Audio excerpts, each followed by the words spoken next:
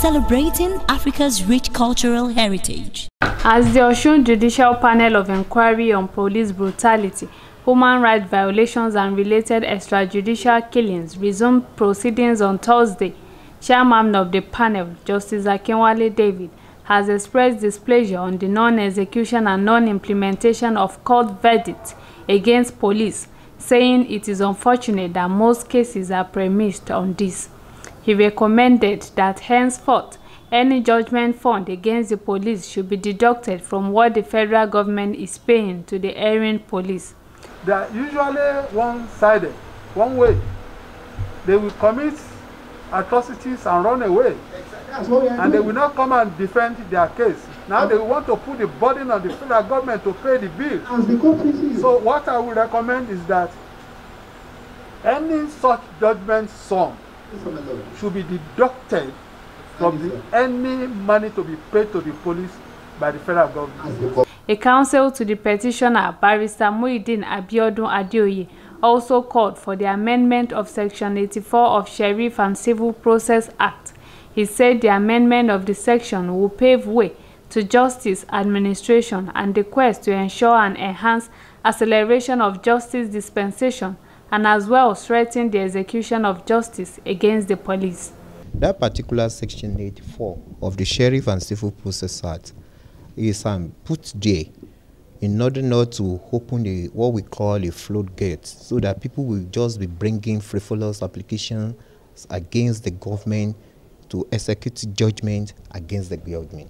So that particular section, that 84 of the Sheriff and Civil Process Act, is put there to constitute a certain restraint, so in order to give the government opportunity to operate optimally. But quite unfortunate, that particular section has turned to something else. It has become a monster, because where there is where you do things without consequence, you continue to do it.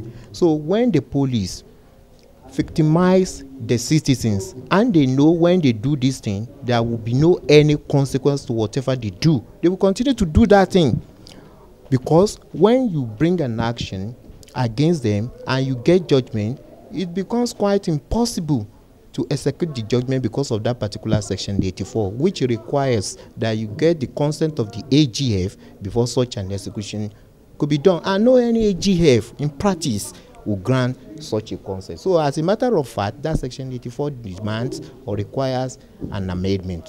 The petitioner, Babatunde Daroiyo, who is a banker with one of the commercial banks in Kaduna, narrated his ordeal with the police.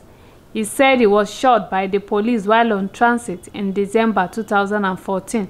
He revealed that after exploring all legal means, got court judgment and was subsequently awarded sum of 10 million naira to be paid by the police in the year 2015.